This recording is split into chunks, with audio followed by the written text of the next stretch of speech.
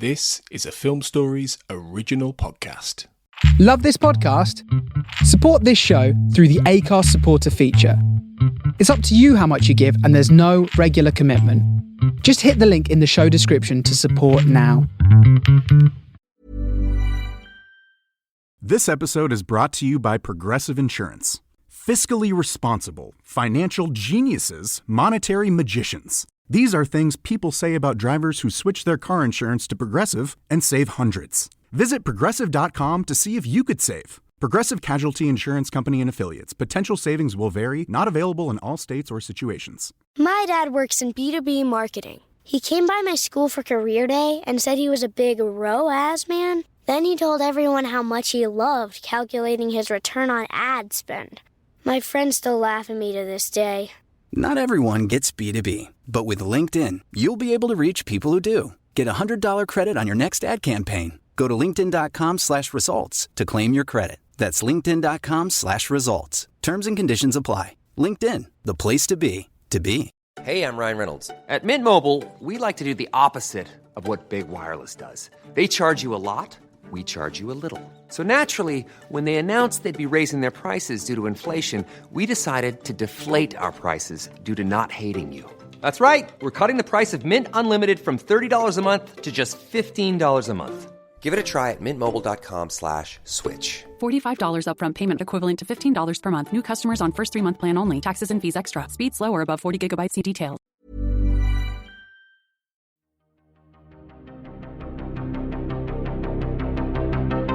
This is Writers on Film, the only podcast dedicated to books on cinema.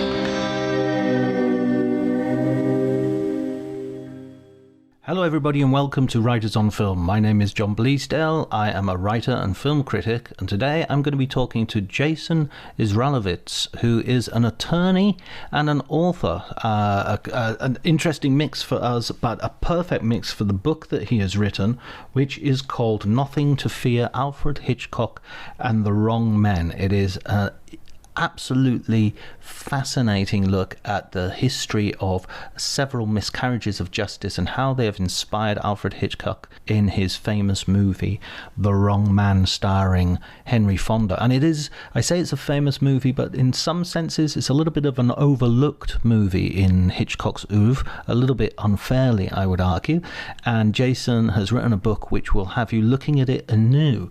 It certainly sent me back for a rewatch. So before you listen to the conversation, I just have to ask you to follow me on social media at Dr. Jonty, DRJONTY. You can find me across Instagram, Threads and Twitter on that handle. You can like and subscribe to this podcast if you enjoy the episode. You can also review it, give it some visibility. That would be really good. And in the next few weeks, we've got some really big guests coming up, really exciting writers who I'm kind of ticking off the legends that I want to get on the podcast before I collapse in exhaustion after all the film festivals I've been going to. Yeah, poor me. I know exactly. You don't have any sympathy, and quite rightly so. Before you do any of that, please enjoy the conversation.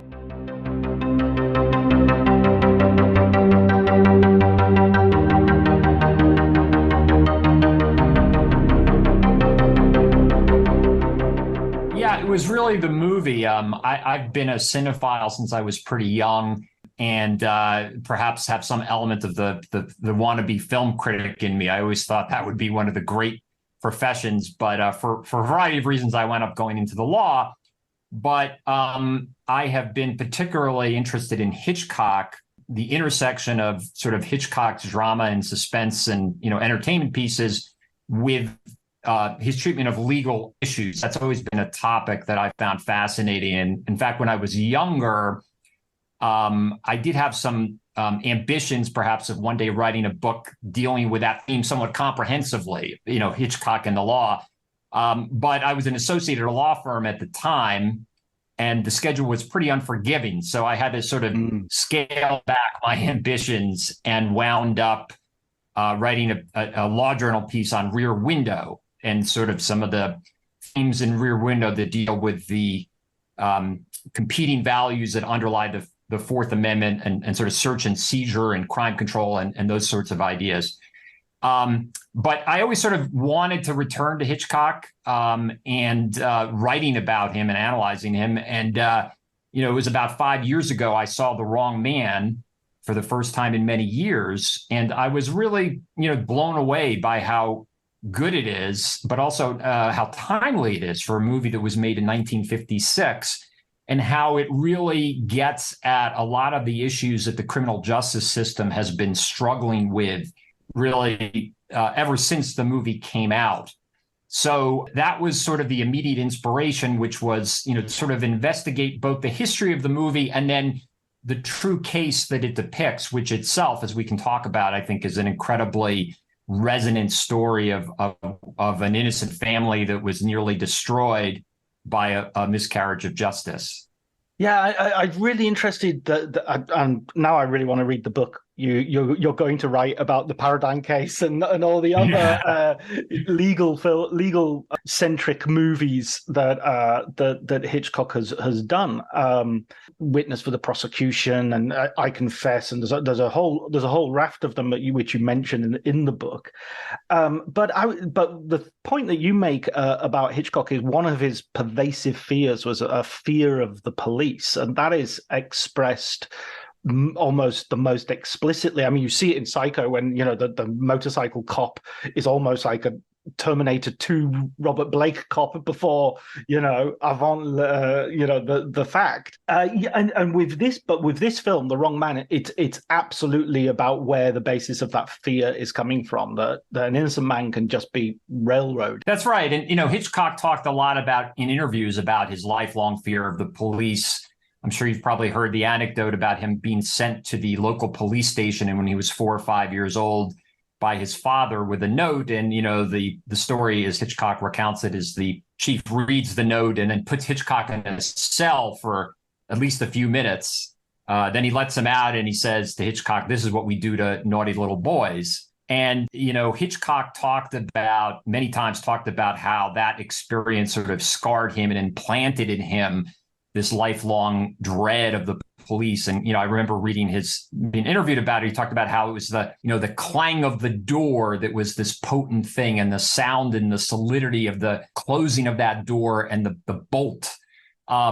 He did return to the idea that, to the terror of an innocent person being incarcerated. I mean, Hitchcock would say that he had no idea what his transgression was, for why he was put in there, but that it did give him this dread. And, it's interesting if you look at a lot of the films before The Wrong Man, this theme of false accusation and the power of the state to incarcerate kept recurring. Even in some of the lighter movies, there was sort of this undercurrent of sort of this sinister association with the police and a real skepticism, I think, of legal institutions and the ability of judges and juries to get to the truth. And so, when this project of The Wrong Man is presented to him by Warner Brothers in 1956, it really tapped into these themes that he had been dealing with for his entire career. And now he could really hone in on them that much more because it was a true story. And that feels to me like a departure for Hitchcock, but I might be wrong about this, and by all means correct me. That he's going, he's using a true story, and he's kind of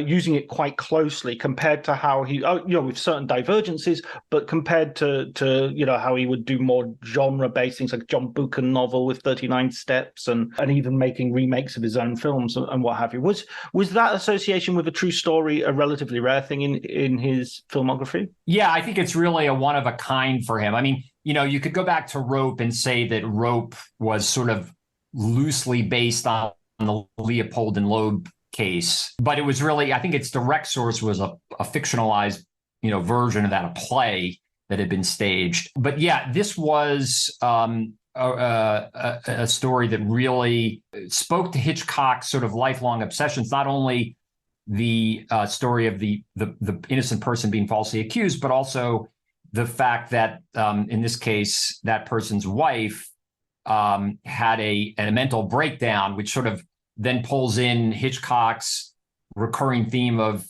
sort of female protagonists and psychological duress. And in fact, there was the critic guy, Philip French, talked about how this was kind of an intriguing case of life imitating Hitchcock's art because it brought together these two strands of his filmography. So yeah, Hitchcock was very captivated by this idea of finding a true story that had all these dramatic elements, and that, it's pretty clear if you look at the archival history of the movie and his correspondence with his screenwriters on the project and his associate producer, he really wanted to present this story without the embellishments that had accompanied his many other, wrong man or wrong woman films. And I think it's in part because he found the story itself so compelling. This story of a nightclub musician who had never been in trouble in his life, suddenly seeing his entire life upended by this false accusation, and then the tragic consequences on his wife. So I think Hitchcock recognized there was this inherent drama and really an inherent terror in the story he was telling. So he didn't really need to fall back on what, we all think of as the Hitchcock trademarks, the chases, the set pieces, and things of that sort. Yeah, you made that point quite early on. I remember that this isn't a Hitchcockian film as such, in the sense that, as you say, that idea of tension being built and all the rest of it isn't added to the story. It's just coming from the story.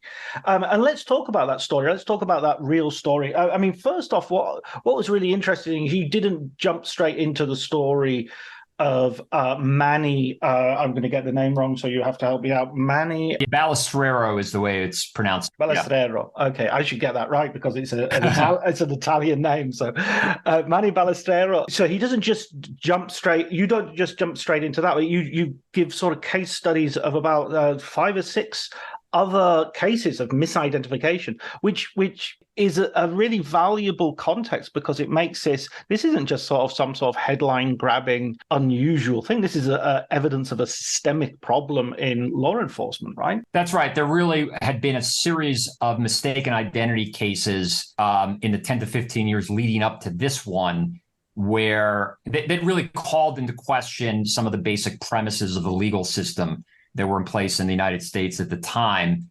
And one of those premises was a sense that eyewitnesses were infallible, that, if the police had an eyewitness or multiple eyewitnesses come forward and accuse a defendant of a criminal act, that created such a presumption of guilt that, you just didn't see strong efforts at corroboration necessarily, or the police sort of doing their own independent investigation to confirm the reliability of those eyewitness identifications. And again, there was this sense of, an exalting of eyewitness testimony was really sort of seen as the gold standard. And so, yes, there were a series of cases, and I focus in the book on cases in New York that had come to light, including there's a famous case of a stockbroker named Bertram Campbell, who was, had no criminal record whatsoever. He was misidentified by 5 eyewitnesses as the front man for a forgery gang and wound up going to prison for 3.5 years. Later, he was exonerated. And, even though there were a number of these wrongful convictions that came to light at the time, the legal system was still largely in a state of denial about that issue. That when, the cases got reported, the narrative that was spun out by the authorities was this was a tragedy, but a tragedy sort of beyond our control. That, there were these extraordinary circumstances where the defendant looked unbelievably like the actual culprit, that they were doubles or twins, and that this was a horrific tragedy brought on by sort of sincere eyewitness error. So there were the systemic problems you were talking about in terms of the police not, scrutinizing eyewitness testimony, not using sufficiently safe procedures to elicit those identifications, but rather than see these cases as opportunities to examine the systemic problems, they were sort of swept under the rug. And that left in place sort of the conditions that Manny Balestrero and his family got caught up in, in 1953. Yeah, absolutely. And by the procedures that you're talking about, lineup it being organized with the accused person being told to wear the clothes of the, it's literally, well, anybody's going to look a bit like the person who's done a crime if you have to wear the same green sunglasses that the person was wearing who committed the crime, Exactly. I mean, the suspects were routinely put in incriminating positions like that. And then on top of that, there weren't really strong efforts to fill out the lineup with people of similar appearance. One of the common practices of the day was that the police would put other police officers in the lineup, in some cases with their uniform trousers showing. So the defendant would the suspect would sort of stick out as a sore thumb. So yeah, you had the double problem in this at the time, which was that you had eyewitnesses being deferred to an extraordinary degree, and then you had the police using these procedures that weren't really designed to test the reliability of their identifications. They were more to kind of check a procedural box and get a rubber stamp put on the identification. Yeah, we've got the guilty guy. We just need to put them away, and we're not going to test any of those assumptions or any of those.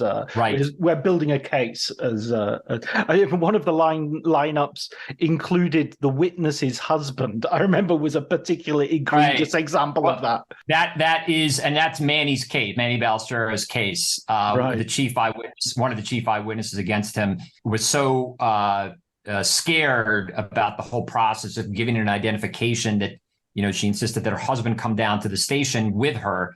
And so, again, often the case, the police were sort of short on being able to fill out the lineup.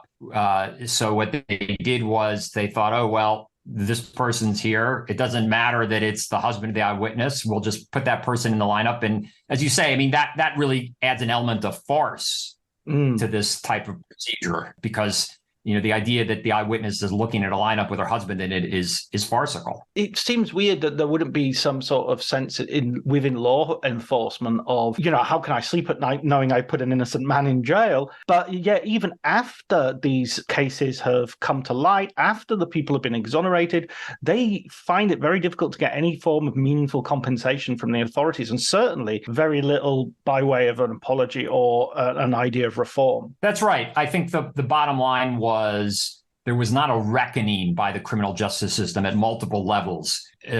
Prosecutors who had brought these cases that were later shown to be wrongfully prosecuted, there was not a willingness on their part to go back and unpack the causes, to look back at the actions they had undertaken to see what went wrong here. Instead, it was more a question of just pointing the finger at the eyewitnesses and saying, look, this sort of comes with the territory. Eyewitnesses are still the best way, we're the best sort of sources of evidence for us, and we'll live with their imperfections. It really wasn't until the modern innocence movement, which would be, it really took hold in the 90s and has become more and more prevalent over the last few decades, that there was finally a recognition that, hey, these aren't these extraordinary one-off coincidences here. These are systemic problems with the criminal justice system that need to be analyzed and need to be rectified in order to put protections in place to try to reduce the chance of this happening again. Yeah. I mean, it should be hard to put someone in jail. It shouldn't be easy. You should have to prove it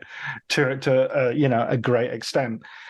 Beyond a reasonable doubt, indeed, to quote a phrase. Right.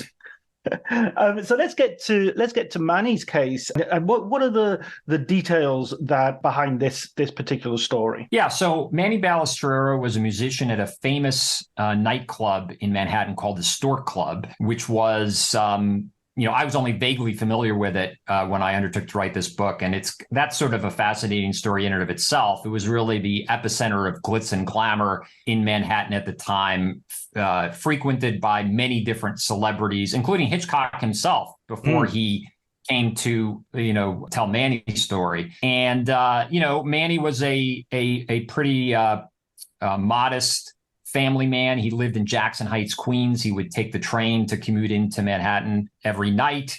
He had a wife, Rose, that at the time of these events, he had been married to for about 20 years. He had 2 kids. And as his wife would later observe, Manny is sort of the last person you would ever associate with potential criminality. He was known as sort of this gentle soul. He was very non-confrontational. He was a devout Catholic. Rose would say that he was the personality type where he would, walk 5 blocks out of his way just to avoid an argument. But he got caught up in a criminal investigation in early 1953.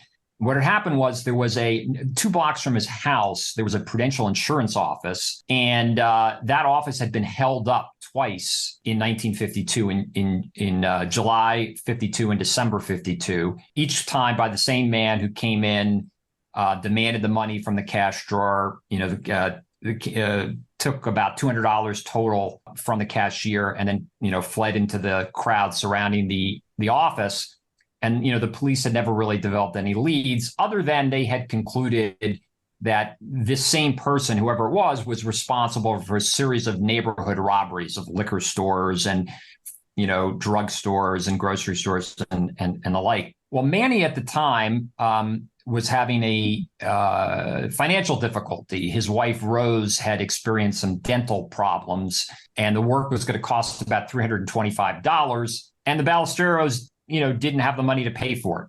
So that brings Manny into the Prudential insurance office in January 1953, where he goes to seek a loan against his wife's insurance policy so they can pay for the dental work. And it was during that visit to the insurance office that one of the woman who was waiting on him comes to the conclusion that he's the same man who held up the office on these 2 prior occasions. She then sort of spreads that belief to other employees in the office, and they all come to this rather instantaneous conclusion that Manny is the holdup man. And so, as soon as Manny leaves the office that day, they contact the police, and that sets in motion, the wheels of the criminal justice system against Manny. And, the police come calling at his home the next night. And there's really no other evidence except for these witnesses. There's no, they don't find a weapon. They don't find, there's nothing in his background, that he's not spending money in some crazy way or anything. Nothing else points at him except for this accusation. That's correct. Really, the case rested entirely on the eyewitness identifications. Now, the police would tell you, if you would interview him at the time, there was one other, what they referred to as evidence, which is that when Manny was down at the station being interrogated, he was asked to provide a handwriting sample. And the reason for that was that during one of the holdups, the holdup man passed a note to the cashier demanding the money in the cash drawer. And that note was left at the crime scene. So the police had that. So they wanted Manny to replicate the holdup note so that they could compare, the handwriting. And so while Manny is down at the station being interrogated, they ask him to write that note 5 times. They keep dictating the note over and over again. The last time Manny writes the note, he makes a spelling mistake. He drops the ER from the word drawer when he's referring to the cash drawer. It turns out that was the same spelling mistake that the culprit had made. So even though it would later be established that there really was not a convincing similarity between the handwriting samples, the police seize on this error and say, oh, this is further evidence because, you made the same spelling mistake, which really is entirely illogical because Manny, every other time he wrote the note, he spelled the word correctly. So Manny knew how to spell the word drawer, but, he'd been there. This is probably the middle of the night at this point. He'd been there for hours and, he just made a slip in the last version. And yet I think it's an example of something you alluded to earlier, which is, the police weren't really doing a sort of an objective investigation at this point. They were just looking for anything that would fit their preconceived notion that, because of the eyewitness accusations that Manny was the guilty party. Yeah, absolutely. And that's and it's interesting how that handwriting, you refer to it a little bit as the DNA of the time, that it's another form of apparently objective evidence, but a little bit like we're kind of learning slightly with some DNA usage. It can also be it can also be manipulated or used in such a way as to not be quite the slam dunk it originally appears. And the trial, I don't want to go too into it, because I think the way you describe the trials and everything, it's kind of worth reading it and enjoying it as a courtroom thriller in itself. Your book is about a courtroom thriller, but it becomes a courtroom thriller. Lots of little details hinge on like the behavior of the jury and stuff like that, which was fascinating to see what's the word? Apologies. Brought to life, let's say. That's right. The trial took some interesting turns, and again, I think this is an example of one of the other reasons that story appealed to Hitchcock, because ultimately, the case ends in a mistrial, and the mistrial occurs because one of the jurors just gets bored and frustrated and decides that, he doesn't want to listen to any more of cross-examination from Manny's defense counsel. And, he stands up and makes the statement, Your Honor, do we have to sit here and listen to all this? And, that brought on a mistrial because it suggested that the juror had a preconceived notion that Manny was guilty and that he wasn't willing to be impartial and listen to all the evidence. And again, I think that element too appealed to Hitchcock, because if you look at some of his earlier films, he clearly was very skeptical about juries and the jury process. And, you alluded to I Confess, the Montgomery Clifford movie, which I think is a very a fascinating entry in Hitchcock's filmography as well. And there's a big courtroom sequence in that film, and without wanting to spoil it, let's just say that I think Hitchcock presents the jury in a pretty unflattering light. And I think that and he had done so in earlier films as well. So again, yet another element of the true story that taps into these themes that Hitchcock had been kind of grappling with in his work throughout his career. So when we come down to the making of the film and the and Hitchcock turning this into a Hollywood version, as you might have it. I mean, the first thing, this always, The Wrong Man always strikes me as Hitchcock's real noir. It has a real sort of atmosphere. It's New York. It's about a man trapped. But the other thing that's really interesting is you have Henry Fonda, who, as you say, is a star who comes to the film with Tom Joad from Grapes of Wrath, with a reputation himself. He's already made a whole bunch of films. That's right. I mean, Fonda and Hitchcock had never worked together until this film. I know that Hitchcock had been trying to get him for Saboteur, actually. It was many years ago, but Fonda was under contract and wasn't available. But I think there's no doubt that when Hitchcock got around to casting for The Wrong Man, Henry Fonda was just a natural choice. I mean, you alluded to his role in The Grapes of Wrath, which was one of a series of these, great social justice movies that Fonda had starred in. He had played sort of the innocent man falsely accused in several different films. There was a movie called Let Us Live and You Only Live Once. He had played, young Abe Lincoln defending innocent men accused of murder. And then, the Oxbow incident was another the story of mob justice. So I think there was this sense that Fonda was a natural choice, and also that Fonda, projected this basic decency, and is someone that, as soon as the audience would see him in a film, there'd be a natural audience identification. And that was important to Hitchcock as well, because one of the animating ideas behind this project for Hitchcock was tell the story of Manny Balestrero from Manny's perspective. And he when he was talking to reporters at the time about why he wanted to make the film, he noted that there had been other, innocent man films, but they typically didn't center the narrative around the innocent person himself or herself. That instead, you got movies like Call Northside 777, which kind of focuses on a reporter played by Jimmy Stewart working to free the innocent, the innocent man who's in prison. Or another one he mentioned was Boomerang, sort of about a prosecutor who realizes that a man who's being set up to take the fall for a murder rap is innocent. So Hitchcock very much wanted to tell the story primarily from Manny's perspective, and again, building empathy by casting Fonda sort of dovetailed with that objective. And the other thing that was, I think, fascinating about Fonda for this role is, Fonda, has a great deal of range, and that, in some of those earlier movies, like Grapes of Wrath, you get decency, you get sort of homespun eloquence, but you also get rage, willing defiance, anger. Hey, I'm Ryan Reynolds. At Mint Mobile, we like to do the opposite of what Big Wireless does. They charge you a lot, we charge you a little. So naturally, when they announced they'd be raising their prices due to inflation, we decided to deflate our prices due to not hating you.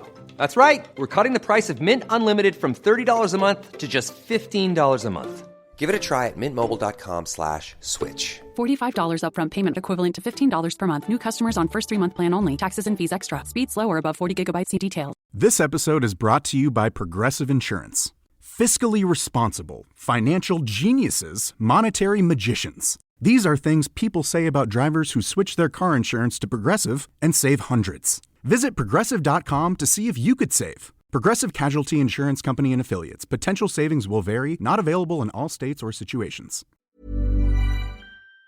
He shows he's sort of capable of violence when the time comes. But again, consistent with the idea that they wanted to be true to the facts of what happened here, Fonda really suppressed that element, and it was true to Manny Balestrero's real personality, which was this very rather unassuming, soft-spoken guy who, throughout the film doesn't make angry speeches about how he's innocent, and instead, consistent with reality, you just get the sense that this guy is like a train has run over him, and he's just living his day-to-day existence while he's under siege here through wrongful prosecution is the most he can do. Interesting, those earlier films as well, there's always a sense, and I think this is true even today when we get an innocent man sort of film or miscarriage, that there's a degree of what we would call sort of victim blaming of like, if only you hadn't done this, or if only you didn't drink so much, or if only you didn't, you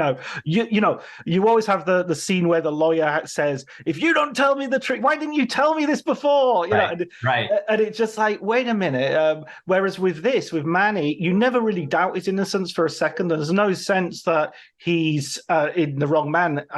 That he's in some way complicit with his own downfall. He is just, as you say, just been hit by a train. That's right. The interesting thing in the way the narrative spins out, of course, is that even though, as you say, Manny is completely innocent and Rose, his wife, certainly had nothing to do with him being falsely arrested. Rose, in the story and in real life, became consumed with guilt herself, that this was somehow her fault because she had been the one who had the dental problems, and it was to try to address those problems that Manny went to the insurance office to get the loan, and that's where he was misidentified. So you have kind of this kind of ironic and sort of disturbing element of the story where, these are truly innocent people, as you say, and yet Rose was beset with this irrational sense of guilt that led to an emotional breakdown. And that as well was kind of Fonda's key into the role, that he wanted to do the film, not so much because of Manny's innocence, but because his own wife had recently, his estranged wife, mother of Peter and Jane Fonda, had recently committed suicide, had a breakdown, so he saw an opportunity to sort of explore that emotional trauma that he'd just been through. That's right. He when he was interviewed later about the film, he said that was one of the elements of Manny's story that he could really relate to. The tragedy that Rose went through and its connection to his estranged wife's death. Frances, I think was her name. So that was certainly one of the elements that drew Fonda to the project. And I think the other element, and I think this is probably one of the things that drew Fonda to a lot of the social justice films I mentioned, is there was this incident when he was only 14 and living in Omaha, where he had witnessed the horrific lynching of a black man named Will Brown. The story is a terrible tragedy where Brown was a man who had been falsely accused of the rape of a white woman. He was being held in the courthouse in Omaha, and the thousands of people descended on the courthouse square, demanding that Brown be turned over for vigilante justice, essentially. And when the police refused, they basically overcame the police. They got into the courthouse, they seized Brown, and they murdered him, and they lynched him, and they mutilated him. And Fonda would say that it was really the most horrific thing he had ever seen. And it's clear that experience, what he witnessed that night, informed any number of the roles that he would later take on. And a number of the films like The Oxbow Incident or Young Mr. Lincoln, or even this film, really come down pretty hard on mob mentality. And, this movie isn't, when people think of this film, they don't think necessarily of mob mentality. But early in the film, there's a scene, the scene that takes place in the insurance office where Manny is first misidentified as the criminal, really does put mob mentality on display in a pretty probing light, because you can see that what happens is one of the first employee there who misidentifies Manny then kind of spreads that belief throughout the office, and you could see the employees sort of working each other into a bit of a frenzy. There's a combination of fear and anxiety and a desire for revenge in that scene. And I think that both Fonda and Hitchcock were very preoccupied with this theme of mob justice. Hitchcock dealt with it a number of times in other films as well. And I think that even though it's in a somewhat more mundane context in an insurance office, it's really on display in the scene when Manny gets misidentified. Yeah, it's a kind of groupthink, isn't it? And, Hitchcock's sort of somewhat contemptuous attitude towards juries is based maybe on him thinking, by a jury of my peers. No, thank you. That's exactly right.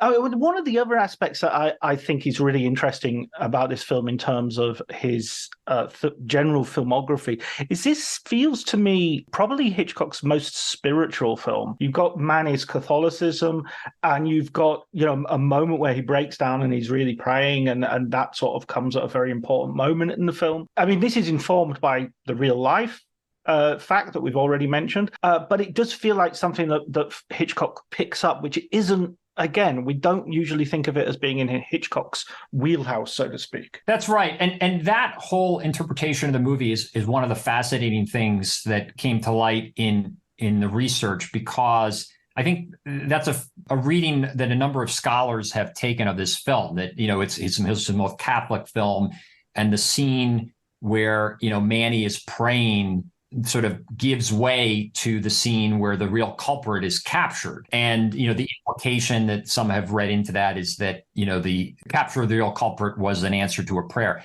And when you go back and look at the archival records, again, there was a lot of correspondence exchanged between Hitchcock and the screenwriters while the movie was being made or while it was in its planning phases. And Hitchcock sort of anticipated this reading of the film. He said, in one of the comments about the screenplay's draft, the draft screenplay for this scene, he said, we should clarify in the dialogue that Manny is not praying for deliverance in the scene, that he's praying for strength. And in fact, the dialogue was put into the character of Manny's mother, who's in that scene. Manny's mother is the one sort of who beseeches him to pray. But she says, pray for pray for strength, Manny. And Hitchcock in the correspondence specifically says he wanted that change because he doesn't want Manny's exoneration ultimately to be seen as the answer to a prayer. And yet that's really how it's been read. I think that change that was made was just a little too subtle to, forestall reading. But yeah, I mean, it's interesting because it is fair to characterize it as kind of a uniquely religious moment, seemingly religious moment in the film. And yet, again, if we go back to one of Hitchcock's missions in making this film, he kept talking about how he wanted everything to be true to the record of what happened. When the day that the real culprit was caught, Manny went to see Rose, and Manny asked Rose to pray for him and pray for him to be exonerated. And that's in an interview that Manny gave the next day. So there was, even within that kind of spiritual element you're talking about, there was this kind of seed of truth that Hitchcock found in the record. Absolutely, yeah. It's a really interesting moment, and I think even the pray for strength, or pray for, I could see someone believing in a divine intervention saying, well, even there, you would God is rewarding his devotion rather than answering a specific request. What was the effect of this film on the debate and on the process? I mean, you're talking about the Innocent Project not really coming into itself until the 1990s, and this film's released in 1954, I think. 56, sorry. So 1956. That's a long stretch of time. Does this in any way contribute to that movement? Yeah. The answer would be not really. In fact, neither the case nor the film, were sort of appreciated. I don't think that the significance of either the case or the film were fully appreciated when they, came to light. If we start with the case itself, the narrative, again, that was presented by the authorities when Manny was ultimately exonerated was very similar to those other cases. This was, look at these.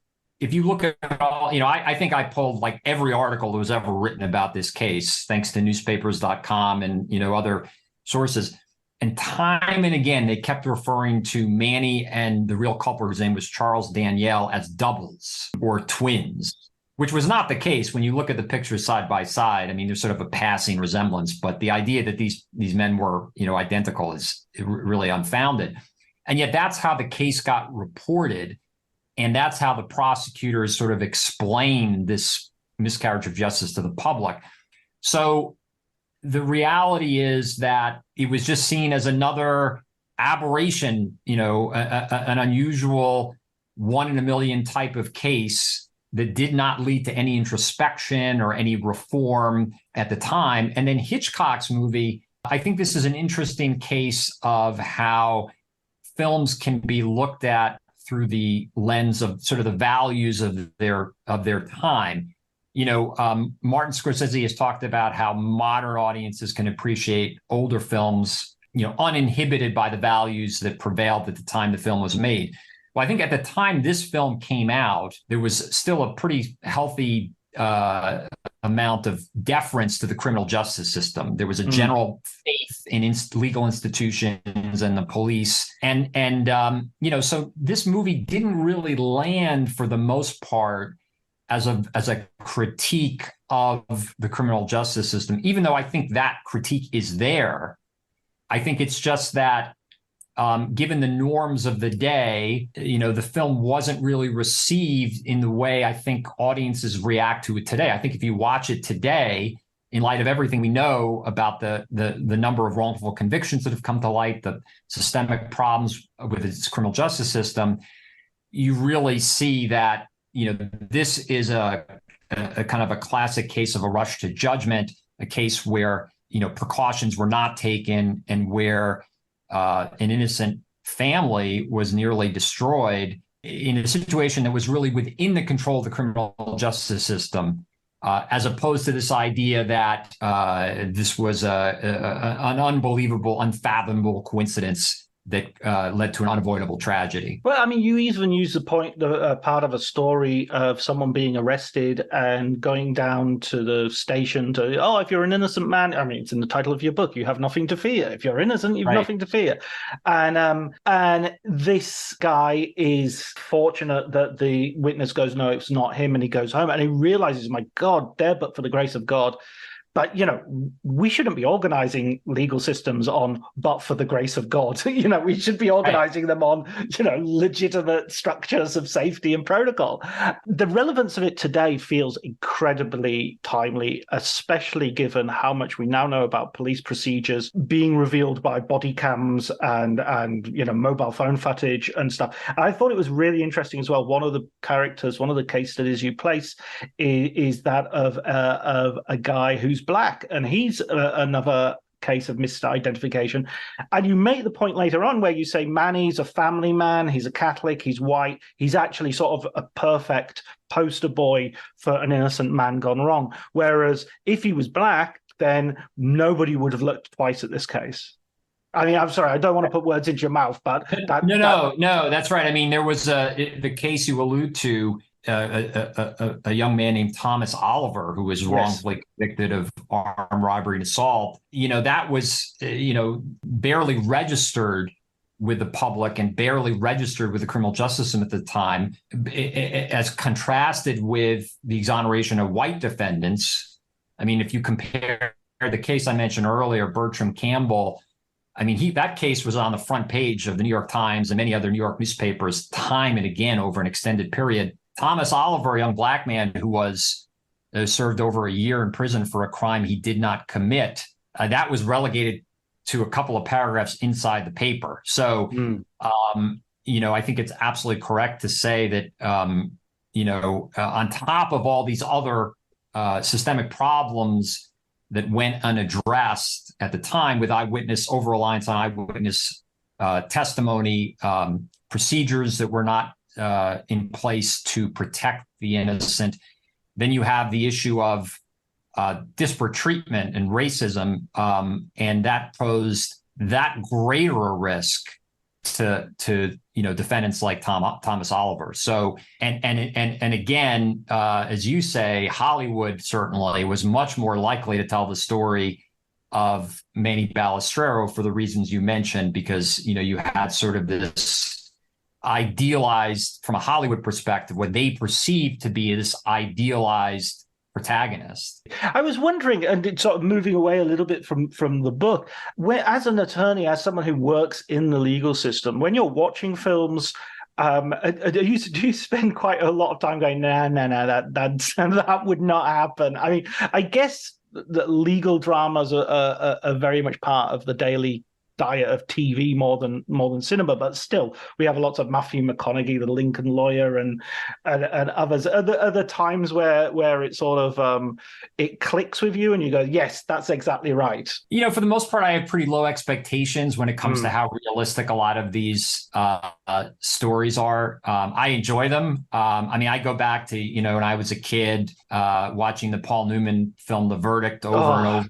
Sidney Lumet film, amazing film. I love that movie. I lost track of how many times I must have seen that when I was younger, which I just loved as a character story. I mean, I love the courtroom theatrics of it, but I don't really, for the most part, come to these films expecting realism. And that is, if we go back to The Wrong Man for a minute, I mean, that's one of the reasons I became fascinated with this film, which is that it does have a very unusual commitment to presenting a criminal defendant's experience in a realistic fashion, and it's very striking. And I think that it's one of the reasons it's so timeless. It's kind of an interesting thing about this film. On the one hand, it's kind of like a time capsule that you get to see what people like Manny were going through in the 1950s. It's also a wonderful time capsule of what New York looked like, because so much of the film was shot on location in Manhattan and Queens and Brooklyn. And yet at the same time, because we know that these issues would plague the system for so many years after, it's still so timely and urgent. And I think also there's a lot of restraint involved in what Hitchcock was doing here. And I think that may contrast it with a lot of the other legal themed films that Hollywood has made. Most Hollywood films go for those, moments of high courtroom drama, the Perry Mason moments, the dramatic cross-examination revelations, the powerful opening and closing statements, all those moments of high drama, and they make for good entertainment. But I think the reality is more of what this film presents. I mean, you can see in this film, it's not an extended courtroom sequence, but you can see that Frank O'Connor, who is Manny's lawyer, really straining to hold the attention of the jury. It's sort of a slog of a cross-examination, and you get a sense of that even from just a very short snippet of it. Again, Hitchcock, I think he once said that, I think it may have been in connection with the Paradine case, I'm not sure, but that he found it difficult to film courtroom scenes in a super interesting way. So he set out again to frame the courtroom scenes through Manny's perspective. And again, there's a focus not so much on the lawyering and the testimony, but on sort of Manny's mindset and how Manny is sort of looking around the courtroom, sort of horrified that, people aren't paying attention. His life is on the line here. And, you see the prosecutor sharing a joke with his assistant. You even see Manny's sister kind of busily putting on lipstick and the brother-in-law isn't really paying attention. And Hitchcock said that, he wanted to present that in a way that was true to the message that, at this point, Manny really didn't have a friend in the world. Yeah, that's so interesting. It always reminds me as well, Hitchcock coming from the same city as Dickens as well, that sort of feeling of, of human life, just not concentrating on drama. It's not right. Things are happening on the margins, which are more interesting as far as the people there are concerned. It's a brilliant book. It's a really interesting read. It's a really fascinating true story, and I think I'll tell you, it reminded me of, as a book, the approach. It reminded me of what Glenn Frankel does with his film books, where he uses the film as well as being intensely interested in the film, but as a way of sort of looking at a whole slice of society. And I hope that sounds like high praise, because it's certainly meant to be, because Glenn's one of the finest writers in the business, I think. Oh, I appreciate that. And I agree with you about what a great writer Glenn is. And you're right on the money, because when I was thinking about the structure of this book, it is a little unusual in that, the book is sort of divided into the narrative nonfiction of Manny's story, and then sort of the second half of the book focusing on the film. But I did take inspiration for sure from Glenn's books, in particular, the book he wrote about The Searchers, which is really, the very first half of the book is devoted to the true story that inspired the film. So I appreciate the comparison and share your admiration for Glenn's writing, which I think is wonderful. So do we have, are we going to look forward to some more books about I mean, it doesn't have to be the criminal justice system and cinema, but more cinema books from you? I hope so. This one took a long time. It took about 5 years, and I was pretty much a full-time lawyer, meaning that, this really had to get done on the weekends. So to say that I was moving at a bit of a snail's pace at times is probably an understatement. But I certainly would love to do another project like this. I love the movies, but I also, in particular, love movies that shed light on the, kind of the legal and cultural issues of their day. And I think it's sort of a fascinating way to engage with history and to engage with social and political issues. So we're basically down to the last question, which is the question I ask everybody on the podcast. You'll know from listening to the podcast. What film book would you recommend our listeners look out for? Well, I know you have a tradition of guests cheating this question a bit by picking more than one. So I may continue that tradition if that's okay. That's fine. But I would say one of the best I've read is Matt Zoller Seitz's Oliver Stone book, which is called The Oliver Stone Experience. And what I love about that book is it kind of cuts across different types of film books. I mean, I think Matt is one of the great critics. And so you get in the book many of great insights about Stone's work. But at the same time, much of the book consists of Matt's interviews with Stone, like a transcript of them. And so you kind of get a critical perspective on the Stone films, and you get Stone's own perspective all at once. And in that sense, when I read that book, it very much for me evoked the Truffaut book about Hitchcock, where it's sort of an extended discussion between Hitchcock and Truffaut about Hitchcock's career. And, there are a lot of very animated and revealing exchanges between Matt and Stone. And then there are also other wonderful things in the book, the photos, the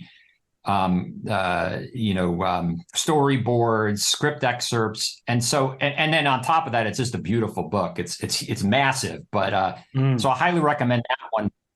I guess my other pick is somewhat infused with nostalgia for me, because when I was growing up, the great film critic Roger Ebert was releasing on an annual basis these kind of compendiums or annual collections of the reviews he published, in the Chicago Sun-Times. And I was sort of a budding cinephile at the time. And those collections of reviews were just a great way to engage with the movies. And I don't know if the annual editions are still in print, but I do know that he at some point collected his reviews in multiple volumes called The Great Movies, like The Great Movies, Volume 1, Volume 2. And I just found Ebert's writing so accessible and crisp. And again, as with Matt's writing, you get a lot of great insights in the film, but you also get a lot of beautiful writing as well. And I just learned a lot about movies and about writing from those Roger Ebert books. So I would encourage anyone who wants to kind of see what great criticism is to read those Roger Ebert reviews. Yeah, absolutely. I had the pleasure of meeting Chaz Ebert at Cannes this year, and it was great to, by one remove, have sit down and talk to someone about the great man himself, and that was a lovely experience. Yeah, I think we all have those critics. I mean, I think my first one was probably Dilys Powell, who was a Sunday Times critic, the London Sunday Times, and she just was, she was the one that I was reading every week, every Sunday, and I would pay real attention to her recommendation. I was going to go and see any film, whatever film I could see anyway. It was a case of distinguishing, but I just wanted to see how my opinion stood up against hers. Yeah, and the great critics like that, it's a pleasure to read. Even if you don't agree with their perspective on a given film, you can still get so much out of it. One of the things that's one of the many disturbing things about, the closure of a lot of American newspapers is, just the bench of regular film critics has been, gradually diminishing. I mean, there were so many more film critics when I was growing up as compared to now. Yeah, you used to have this cross-fertilization and these arguments going on, and Andrew Sarris here and, Pauline Kael over there. And yeah, it does feel like that. But I also think, I like that thing about disagreeing with someone. I often disagree with Richard Brody, but I love his writing. I'll read him any day of the week. Exactly right. I mean, the great critics. I mean, another one that jumps out to me, I love Manohla Dargis in the New York Times. And, her reviews, just like A.O. Scott, who no longer is writing for the Times, but their reviews are just like these essays, beautifully written essays about the movie. And it's just a way of getting such an informed and expert perspective and seeing things in these movies that, may not have dawned on you when you first saw them. All about enriching the culture. And by golly, we needed the culture to be enriched. That's right. Well, listen, Jason, it's been absolutely great fun talking to you, and it's a wonderful book. I really recommend it. I'll put a link in the show notes. It's from an independent publisher, if I'm not mistaken. Correct. Yep. So I'll put a link so that people can go and get it, and they should do. And I'm looking forward to reading your next work. Hopefully, it won't take so long for you. Thanks so much for the kind words, John. I really appreciate it. And I love your podcast. So thank you for doing this.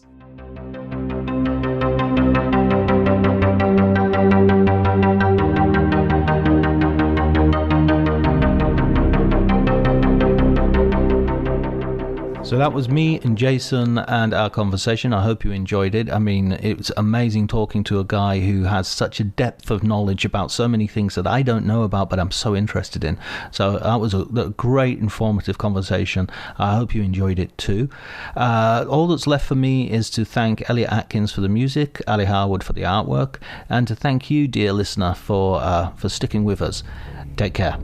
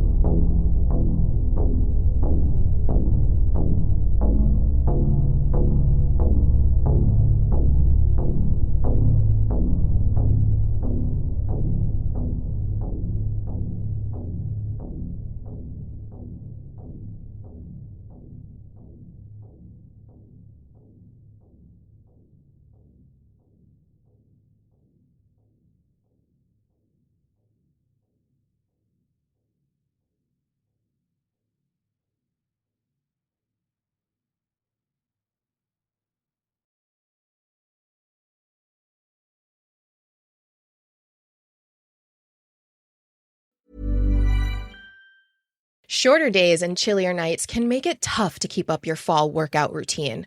Thankfully, there's Alo Moves, the app that brings health and wellness to the comfort of your home. Alo Moves offers yoga, Pilates, strength workouts, and other fitness classes, plus wellness offerings like meditations, sound baths, and more. Whether you have 5 minutes or an hour, Alo Moves has a class or flow that saves you from a frigid trip to the gym. Get a 30-day free trial and 20% off an annual membership with code ACAST at allomoves.com. This episode is brought to you by Progressive Insurance. Do you ever think about switching insurance companies to see if you could save some cash? Progressive makes it easy to see if you could save when you bundle your home and auto policies. Try it at Progressive.com. Progressive Casualty Insurance Company and Affiliates. Potential savings will vary, not available in all states. My dad works in B2B marketing. He came by my school for career day and said he was a big ROAS man. Then he told everyone how much he loved calculating his return on ad spend. My friends still laugh at me to this day. Not everyone gets B2B, but with LinkedIn, you'll be able to reach people who do. Get a $100 credit on your next ad campaign. Go to linkedin.com/results to claim your credit. That's linkedin.com/results. Terms and conditions apply. LinkedIn, the place to be, to be.